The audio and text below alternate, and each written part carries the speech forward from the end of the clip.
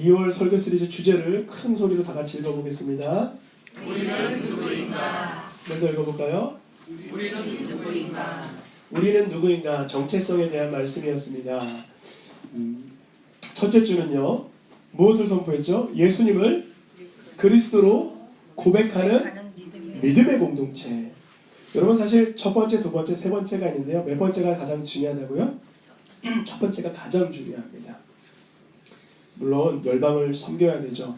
다음 세대를 세워야 되죠. 그런데 스타트 포인트에서 가장 중요한 것은, 시작점에서 가장 중요한 것은 내가 예수님을 구주로 고백하느냐입니다. 여러분, 내가 예수님을 주로 고백하지 않아도 청소년 사역할 수 있습니다. 내가 예수님을 주로 고백하지 않아도 많은 나라 곳곳에 나가볼 수 있죠. 그러나 가장 중요한 것은 예수님을 나의 주님으로, 나의 구주로, 나의 그리스도로 고백하는 믿음의 공동체입니다. 어떻게 하면 예수님을 나의 구주로 고백하는 믿음의 공동체가 될까요? 하나님을 경외하는 가운데 하나님의 말씀이 성령의 감동이 되어 내게 조명되면 예수님을 하나님의 아들로 깨닫게 하시고 그리스도라 고백하게 하십니다. 성령이 하시는 일이죠. 성령이 아니고서는 아무도 예수를 그리스도라 고백할 수가 없습니다. 여러분, 사랑하는 마음이 없는데 어떻게 청혼을 할 수가 있습니까? 하나님을 경외하는 가운데 내 죄가 깨달아진 자가 예수님께 청혼을 하는 것입니다. 당신은 나의 영적 신랑, 나의 그리스도, 나의 목자, 나의 생명이요, 나의 길이 되십니다. 라고 고백할 수 있습니다. 여러분, 예수님을 나의 구주로 고백하는데 어색해하지 아니하시고 두려워하지 않기를 축원합니다. 아무 부부지간에도 사랑해 이런 말 이렇게 낯뜨겁다고 어려워하시는 분이 있는데요. 예수님을 나의 구주라 고백하는 것도 사실 매한가지겠죠. 예수님을 안 믿는 건 아닌데 고백을 잘 안 해요. 아내로 알고 있는데 사랑한다 고백을 잘 안 해요. 예수님을 나를 위해서 십자가에 고난받으신 구주로 아는데 고백을 잘 안 해요. 그럼 고백 잘 하시길 축원합니다. 예수님을 그리스도로 무엇하는? 고백을 해내는, 한 번 하는 것이 아니라 매일같이 삶의 순간, 정황, 현상, 어떠한 데 동착할 때라도 예수님을 고백하는 믿음의 공동체. 두 번째 주에 무엇을 선포했죠? 다음 세대를 품고 무엇을 세워요? 가정을 하나님의 말씀으로 세우는 소망의 공동체. 여러분, 다음 세대 우리 품는다는 말 많이 하잖아요. 청년들이 교회 없냐? 청소년들이 교회 없냐? 주님이 주시는 해법은 뭐였냐면 가정을 말씀으로 세우라는 거예요. 가정을. 우리 아이들이요, 하나님의 말씀으로 부모들이 서로 사랑하고 순종하는 모습 보면 하나님 아니 믿을 수가 없는 거예요. 왜냐하면 우리 가정만 오면 천국인데요. 우리 가정만 오면 헌신이 있어요. 가정에만 오면 용서가 있어요. 가정에만 오면 화목해요. 가정에만 오면 어려운 문제를 품고 함께 울며 기도해요. 아이들이 세상에 나가봐도 쾌락, 환난, 탐욕, 탐심, 수많은 어려움과 좋은 것으로 사단이 밀고 당기게 하지만 가정에서부터 공급받는 그 말씀으로 세워지는 모습이 다음 세대를 세워가는 것입니다. 여러분, 우리 가정이 말씀으로 세워가시기를 축원합니다. 오늘은 세 번째 주입니다. 세 번째 주. 여러분, 주보를 가지고 계시면 세 번째 주의 제목이 뭘까요? 읽어보겠습니다. 시작. 열방과 이스라엘, 북한을 섬기는 사랑의 공동체. 이것이 오늘의 주제, 오늘의 제목인데요. 열방도 다뤄야 되고 이스라엘도 다뤄야 되고 북한도 다뤄야 돼서 오늘은 그 중에서 내일 이스라엘로 출국하는 이 가운데 있어서 좀 하나로 집약해서 말씀을 전하려고 합니다.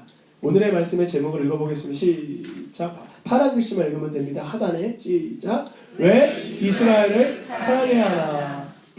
오늘 말씀은 굉장히 쉽습니다. 어떻다고요? 굉장히 쉬워요. 요즘 주님 주신 마음은 주님께서 제가 순종하게 원하시는데 쉽게 전하길 원하시더라고요. 말씀을 쉽게. 그래서 쉽게 이제 진행을 합니다. 새생명교회가 개척되고 1년 되는 가을날, 새생명교회가 2014년 9월에 개척이 돼서 1년 되는 가을이면 몇 월일까요? 물론 9월이겠죠.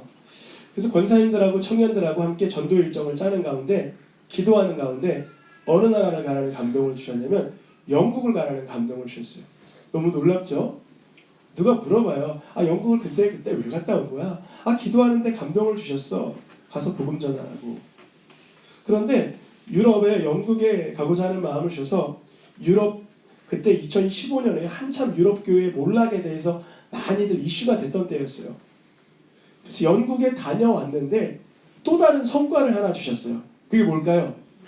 이스라엘을 품는 거였어요. 물론 영국 선교 일정에 함께 갔던 권사님 가운데 우리 앞에 계신 루디아 권사님은 이미 영국 가기 전부터 이스라엘에 대한 마음을, 감동을 받았어요. 그렇죠? 그러셨다 그랬잖아요. 맞죠? 영국에 대한 감동을 우리가 대부분 받았는데 이스라엘에 대한 감동을 먼저 받으셨어요. 근데 그것을 하나님께서 합력하여 선을 이루셨어요. 어떻게 이루셨냐면 영국에 갔는데 영국 사역을 다 마치고 돌아오는 길에 어느 나라를 품게 하셨다고요? 이스라엘을. 영국에 우리와 함께 동역했던 목사님께서 이스라엘을 이미 20년 이상 품고 20번에서 30번 가까이 오가셨던 분이셨던 거예요. 그러니까 영국에 대한 마음을 주님 주시고 그곳에서 이스라엘에 대한 분명한 메시지를 받고 왔어요. 그래서 다음에 2014년에 개척돼서 1년 뒤엔 9월에 영국에 가고 그 다음에 2016년 2월에 새생명교회에서 처음으로 이스라엘 여정이 시작됐습니다. 여러분, 하나님을 믿으십니까? 아멘. 예수님을 알고 계십니까? 아멘. 성령의 임재를 경험하셨습니까? 아멘. 그런데 저는요, 신기하게도 이스라엘이라는 단어에는 집중해보질 못했어요. 무슨 말이냐면 하나님을 믿고 예수님을 알고 성령의 임재는 경험했는데 이스라엘이라는 단어, 이스라엘을 열어주시는 그 순간이 영국에서 이스라엘 품는 목사님을 통하여 그때 분명하고도 확실하고도 선명히 열어진 거예요. 분명히 성경에는 이스라엘이라는 단어가 있습니까? 없습니까? 수천 번 나와요. 수천 번. 성경에 주 하나님, 여호와, 그 다음 순서로 많이 나오는 사람, 그 다음 순서로 많이 나오는 단어가 이스라엘이라는 단어예요. 성경에 써있는 이스라엘이라는 단어는 우리에게 영적인 감흥을 주려고 쓰여있는 거지 실제로 진실로는 그냥 내가 여기서 신앙생활 잘하면 돼 이 생각에 살았었어요. 그런데 성경에 써있는 이스라엘이라는 단어가 진실로 역사의 중심축을 이루고 있는 한 맥이라는 걸 발견했어요. 이스라엘이라는 단어가 진실로 어디의 중심축? 역사의 중심축을 이루고 있는 한 맥이라는 걸 발견했습니다. 그 발견하기 전에 이스라엘이라는 나라가 중동에 있다는 것은 알고는 있었죠. 그런데 성경 따로, 이스라엘 따로 이렇게 생각을 했었어요. 아니, 성경은 성경이고 현실적 이스라엘은 현실적 이스라엘이지. 그러니까 오늘날의 이스라엘의 모습과 성경하고 엮어보지를 못했어요. 사실 성경은 어디에서 쓰여진 건데? 이스라엘에서 쓰여진 건데. 그러나 하나님께서 영국 선교의 여행길 가운데 우리에게 주신 또 하나의 복은 뭐였냐면 이스라엘에 대한 눈을 열어주시는 거예요. 그러니까 이스라엘의 실체가 보이기 시작했어요. 실제가 보이기 시작. 마치 냉수에 마찰하면 탁 깨잖아요. 이렇게 사람이 찬물을 마시면 탁 깨는 것처럼 실감나게 이스라엘이 와닿기 시작했어요. 이때부터 영적 영역뿐 아니라 감성적 영역, 이성적 영역, 의지와 몸과 마음이 연결되면서 성경과 이스라엘, 믿음과 삶, 역사와 실제가 연동되기 시작했어요. 그러니까 뜬구름 잡는 믿음이 아니라 이 삶의 정황에서 하나님이 지금도 소위 경영하고 계신다는 걸 누리게 되겠습니다. 여러분, 그때 주신 말씀이 뭐였냐면 기억나실지 모르지만 영적 그리스도인, 인격적 그리스도인, 역사적 그리스도인. 혹시 기억나는 분 계세요? 몇 분 계세요? 영적 그리스도인은 뭐냐면, 다시 한번 이거는 암기하면 좋겠습니다. 무슨 그리스도인? 영적 그리스도인. 그 다음 인격적 그리스도인. 마지막으로 역사적 그리스도인. 학창시절 공부 잘하셨나봐요. 첫 번째 영적인 그리스도인은요, 뭐냐면요, 말 그대로 영적으로 거듭난 거예요. 예수님이 나의 구주라는 걸 인정하는 거예요. 그러나 인격적으로는 변화되지 않았을 수도 있어요. 여러분, 예수님을 믿고 거듭난 사람이 인격적으로 바로 변화됩니까? 그렇지 않아요. 예수님을 믿어도 그 변화되는 시간이 있어야 하는 것입니다. 그러니까 첫 번째 주제는 뭐였냐면, 여러분, 우리가 인격적으로 뭐가 났을지라도, 역사적인 안목이 좀 부족할지라도 첫 번째 가장 중요한 건 예수님을 나의 구주로 영적으로 거듭나야 함을 선포했고요. 두 번째 주, 영적으로 거듭난 사람이라면 이제 거기서 머무는 것이 아니라 예수님의 형상으로 변화되는 어떤 그리스도인? 인격적 그리스도인으로 성화되어 나아간다는 거예요. 여기서 한 걸음 더 나아가 이스라엘을 품는 사람은 이제 무슨 그리스도인? 역사적 그리스도인이 되는 거예요. 예수님을 나의 구주로 인정할 뿐 아니라 성품이 변화되어 나아갈 뿐 아니라 인생을 바라보는 세계관이 바뀌는 거예요. 역사의 흐름이 들쑥날쑥 우연히 되는 걸로 보이는 거 아니라 하나님의 놀라운 세밀한 간섭이 보이기 시작하는 거예요. 그래서 이스라엘을 품는다는 것은 즉 역사적 그리스도인이 된다는 것입니다. 역사적 그리스도인은 온 세상 만물을 지금도 하나님께서 세밀하게 직접 경영하고 계시는 것이 하나님의 섭리 가운데 운행하고 계신다는 것을 믿는 것입니다. 우리 새생명교회 모든 성도님들은 첫째, 영적 그리스도인 줄 믿습니다. 그렇기 위해서는 예수님을 나의 그리스도, 나의 구주라 고백하는 거예요. 두 번째, 우리 새생명교회 성도님들은 모두 다 무슨 그리스도인? 인격적 그리스도인. 성품이 변화되어 나가는 거예요. 여러분 이러지 마세요. 야, 너 인격적 그리스도인이 아니냐? 아닌 것 같다. 왜 성품이 그러냐? 그 사람은 변화된 것을 종결한 게 아니라 변화되어 가고 있는 거예요. 어린아이들에게 장성한 분량을 요구할 수 없고요. 장성한 분량의 사람이 이미 다 이루었다 할 수도 없는 거예요. 늘 각각의 삶 속에서 하나님은 말씀하십니다. 우리 새생명교회 성도님들은 또한 마지막으로 무슨 그리스도인? 역사적 그리스도인임을 선포합니다. 그 뜻은 뭐냐면 오늘처럼 열방과 이스라엘, 북한을 섬기는 사랑의 공동체여야 됩니다. 하나님께서 택하신 이스라엘을 사랑하게 되는 것입니다. 열방을 다루고 북한을 언급하기 전에 오늘은 주신 감동에 따라 이스라엘을 왜 사랑해야 되는지 이것을 전하려고 합니다. 세 가지로 나눠봤습니다. 첫 번째 읽어보겠습니다. 이스라엘은 계획 가운데 있기 때문에, 두 번째는 이스라엘을 축복하는 자를 축복하시기 때문에, 이스라엘은 우리에게 영적인 유산을 주었기 때문에. 아주 쉽죠? 세 가지입니다. 하나님의 계획, 그리고 우리에게 주신 축복, 그리고 영적인 유산을 주었기 때문에. 이것을 하나하나 나누어서 읽어보겠습니다. 첫 번째 무엇이라고요? 이스라엘은 하나님의 계획, 하나님의 눈동자입니다. 여러분, 이스라엘은 때로는 야곱 보세요. 야곱 속이는 자였어요. 거짓말하던 자였어요. 도망가던 자였어요. 그런데 하나님은 그러한 야곱을 택하여 이름을 이스라엘이라고 바꿔주신 거예요. 그러니까 이스라엘은 원래부터 천성이 선하고 유하고 아주 좋았던 자가 아니라 속이는 자, 거짓말하던 자, 도망가던 자였습니다. 그러나 하나님은 이스라엘을 통해 오늘날도 하나님의 역사를 쓰고 계십니다. 하나님의 A 플랜은 B 플랜으로 바뀌지 않았습니다. 이것이 굉장히 중요한 어법입니다. 하나님의 A 플랜은 B 플랜으로 바뀌지 않았다는 거예요. 이게 무슨 말이냐면 하나님의 은사와 부르심에는 후회가 없으시는 거예요. 목사님 사도 바울 부르셨다가 후회하셨다 그러잖아요. 아니요. 그 표현은 인간의 어법을 쓴 표현이죠. 사도 바울은 결국 초대왕 사울은 즉시로 죽었어요. 그의 왕권 끝까지 가다가 결국 자기 손에 자기가 죽었어요. 자기 왕권 끝까지 가다가 자기 칼 손에 자기가 죽었어요. 하나님 그때까지 유예하시고 기다려주셨던 거예요. 하나님은 지금 오늘날도 이스라엘 유대인들이 예수님을 그리스도로 받아들이지 않는다 할지라도 여전히 참고 그들을 기다리고 계십니다. 그러한 이스라엘을 택하신 것입니다. 이스라엘은 때로는 사로잡혀가고 나라가 두둥강나고 나라가 없는 신세로 수백 년을 보내 1000년 이상의 시간을 보냈지만 오늘날 보세요. 이스라엘은 하나님께서 기적적으로 회복케 하셨습니다. 2000년 역사 가운데 그 역사학자들이 말하는 가장 놀라운 기적과 같은 사건은 단연코 이스라엘의 건국이라 그래요. 모든 역사학자들은 이건 말도 안 된다는 거예요. 왜냐하면 보통 한 세대가 지나면 뭐가 바뀌는지 알아요? 문화가 바뀌어요.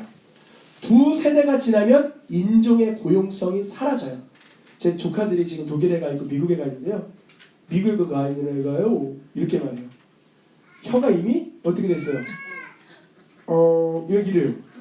일부러 그런 게 아니에요. 듣는 게 이러니까 저한테도 이래요. 이게 지금 몇 세대가 흘러 이미 한 세대밖에 1.5세대 한 세대도 아니에요. 1.5세대가 지나간 거예요.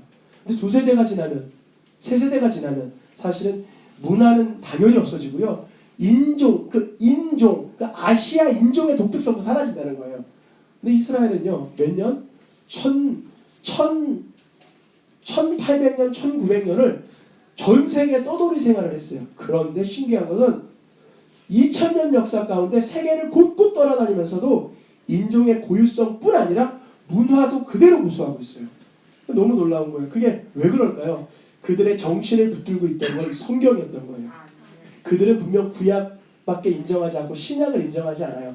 탈무드와 구약 경전만 보지만 그들은 창조의 하나님, 언약의 하나님을 믿고 오늘날도 구원자를 기다리고 있어요. 우리는 누굴 기다려요? 다시 오실 예수님. 근데 그들은 초림 메시아를 기다리는 거예요. 좀 다르죠? 그들은 초림 메시아를 기다리는데 그분이 이미 2000년 전에 예수님이 메시아로 오신 것을 인정하지 않는 거죠. 근데 그것을 인정하는 사람들을 뭐라 하냐면 메시아닉이라고 해요. 메시아닉. 이미 메시아가 오셨다. 그분이 예수님이다. 라고 믿는 거예요. 여러분, 우리가 이스라엘을 사랑해야 하는 첫 번째 이유는 이스라엘은 무엇이기 때문에 하나님의 계획이며 하나님의 눈동자입니다. 아직 그들의 계시가 다 열리진 않았어요. 그러나 그들은 모든 민족이 부러워할 만큼의 최고의 자산인 성경을 배출해낸 민족입니다. 여러분, 이스라엘을 사랑하는 두 번째 이유가 무엇입니까? 읽어보겠습니다. 이스라엘을 사랑하는 자를 축복하시기 때문이다. 하나님께서는요, 이스라엘을 사랑하는 자를 뭐 하신대요? 12장은 아브라함에게 주신 말씀이고 27장은 야곱에게 주신 말씀입니다. 야곱이 에서인 줄 알고 축복하신 것이 하지만 첫 번째는 아브라함에게, 두 번째 27장에는 야곱에게 주신 말씀인데요. 하나님께서는 아브라함을 처음 부르실 때 약속한 것이 이거예요. 아브라함아, 너를 축복하는 자에게 내가 복을 줄 거야. 땅의 모든 족속, 표현은 족속이지만 오늘날로 바꾸면 모든 나라가 뭐 받을 것이다? 복을 얻을 것이다. 오늘 여러분 이스라엘의 말씀, 구약의 말씀에 기록된 것으로 인하여 이스라엘 민족에서 배출된 그 하나님의 말씀으로 인하여 우리 모두가 복받게 된 줄 믿습니다. 복받게 되는 것이에요. 아브라함은 모든 민족이 복받게 하기 위한 예수 그리스도의 예표였습니다. 예수 그리스도의 예표였기 때문에 예수님을 가리켜야 되는 아브라함이 흐트러지면 안 되는 거예요. 하나님은 반드시 아브라함을 축복하시는 거예요. 여러분, 하나님 우리를 반드시 축복하십니다. 왜냐하면 우리가 하나님을 믿게 되는 중요한 이정표들이기 때문에 그렇습니다. 여러분, 하나님이 복 주시는 것을 누리시길 축원합니다. 예수님을 가리켜 하는 이정표인 아브라함이 복받고 아브라함의 자손인 야곱이 복받는 거예요. 그런데 반대의 경우가 있어요. 뭘까요? 아브라함이나 이스라엘을 뭐하는 자? 저주하는 자는 무엇을 받는데요? 그러한 예화가 성경에 그대로 나와 있습니다. 빨간 글씨 읽어보겠습니다. 에서의 산에 있는 사람은 다 죽임당하여 멸절되리라.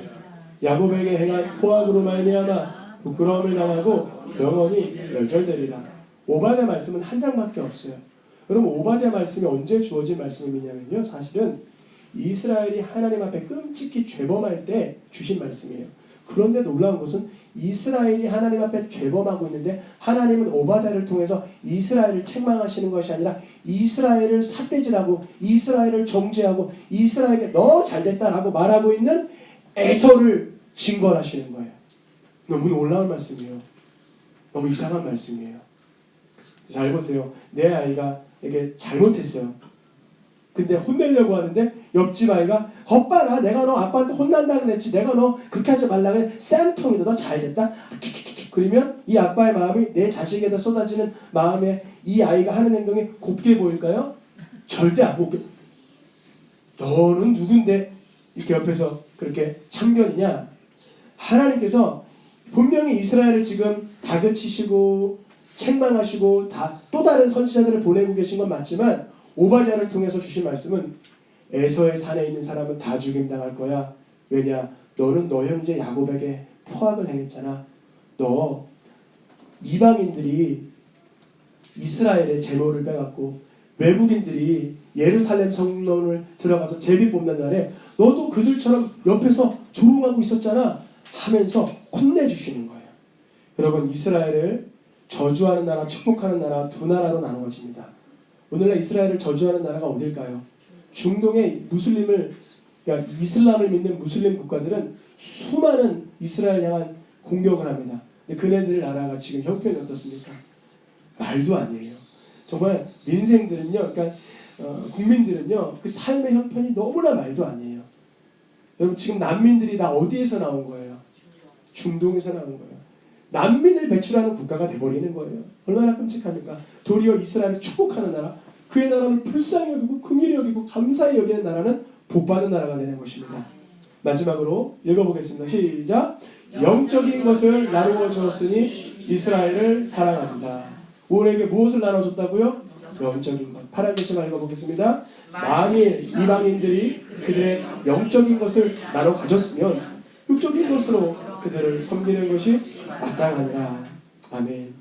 이것이 무슨 표현이냐면 우리는 이 이스라엘의 기준으로 하면 헬라인이든 누구든 다 이방인인 거예요. 왜냐면 기준이 누구라고요? 이스라엘. 저 제주도에 어떤 교회 가보면 그거를 정확히 인식하는 목사님이 계세요. 우리는 다 이방인이다. 하나님의 기준점은 누구다? 이스라엘이다. 그래서 인정하는, 마치 이런 격이에요. 우리 그리스도인들이 예수님을 믿고 교회에 오게 되면 세상을 향하여서 우리는 하나님의 부름받은 백성으로 여기지만 아직 예수님을 그리스도로 믿지 못한 사람들 보면 안타까워하는 그런 마음이 있죠. 그것처럼 유대인들은 하나님의 첫 번째 부르심을 받았기 때문에 그네들이 지금 순종하든 예수님을 여전히 그리스도로 믿지는 않지만 그네들을 향한 인정을 하는 자는 거예요. 그 목사님이 얘기하신 그들이 영적인 것으로 우리에게 그래도 말씀의 유산을 남겨줬다는 거예요. 생명 걸고 전쟁이 나면요, 이 이게 성경 쪼가리 중에 어떤 게 있냐면 요만큼 정도 둘레가 되는 길이가 있대요. 여기서부터 한 2m 정도. 그게 왜 나온 거냐면 사람들이 전쟁통에 다른 건 못 가져가도 뭐는 가져간다? 성경에서 성경을 잘라서 몸에 이렇게 해서 묶은 다음에 우리 어느 지점에서 만나서 다시 붙이자. 우리 보통 집에서 뛰어나가면 뭐부터 챙겨야 돼요? 요즘은 뭐 다 온라인으로 되니까 특별히 챙길 건 없는데 그들은 말씀이 최고라는 거예요. 그래서 오늘날까지 유지할 수 있는 하나님의 말씀에 이것 사본과 저것 사본과 비교해도 거의 틀림이 없는 이유는 그네들이 그렇게 말씀을 사모했다는 거예요. 그 영적인 것을 오늘날 우리가 나눠 가진 줄 믿습니다. 그랬기 때문에 우리의 육적인 것으로 그들을 섬기는 것입니다. 내일 오전에 우리 같이 이스라엘로 출국을 합니다. 오후 2시 비행기인가요? 그런데 새생명교회에서 이스라엘에 있는 유대인 교회를 섬기려고 우리가 이렇게 선교원금을 모았어요. 근데 생각보다 큰 금액으로 모아졌어요. 하나님께서 그들에게 넉넉히 섬길 수 있는 기회를 주셨습니다. 주님께서 주시는 복된 기회인 줄 믿습니다. 여러분, 지혜로운 사람, 말씀을 아는 사람은요, 받는 것이 복되다 그래요? 주는 것이 복되다 그래요? 그걸 깨닫고 누리시기를 축원합니다. 우리는 이스라엘을 사랑할 이유 세 가지를 오늘 들었습니다. 하나는 무엇이죠? 이스라엘은 하나님의 눈동자, 하나님의 계획, A 플랜입니다. 두 번째, 무엇이죠? 그들을 축복하면 축복하는 자는 또 축복을 받습니다. 우리 새생명교회가 항상 넉넉하여 풍족한 이유를 찾아본다면 여러 가지 이유가 있겠지만 그 중에 하나가 이스라엘을 중보하고 긍휼히 여기는 우리의 마음을 주님이 보신 줄 믿습니다. 마지막으로 그들이 무엇을 나누어 줬어요? 영적인 것. 하나님의 말씀을 나누어 줬으니 우리는 이스라엘을 사랑합니다.